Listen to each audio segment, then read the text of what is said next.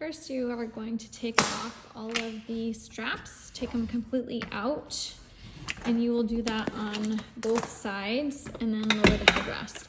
These shoulder blocks, the black ones are gonna unscrew. The silver ones that we have down there do not. So we may have to get those replaced, but you are going to unscrew it so that it loosens, and then it's gonna slide forward and it pulls all the way out. You can just set that down on the floor. From there, we are going to release all of the springs and then slide the carriage all the way to the back.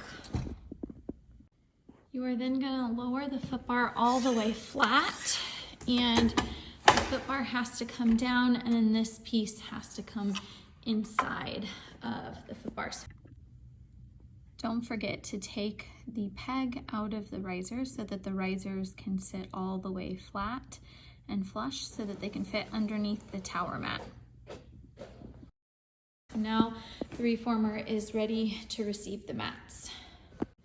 There are two different types of mats. One has these green flaps on it. That one is gonna go all the way to the very back facing the wall. Because those flaps are spring protectors, just like this flap on the Cadillac is a spring protector. So that has to go towards the tower part of the reformer. Here you can see the mat is on flush and the flaps are on the outside of the carriage. Those flaps can also move side to side if you need to adjust them for the springs. Make sure that the carriage is tucked up underneath that tower mat so that the tower mat sits flush on the carriage.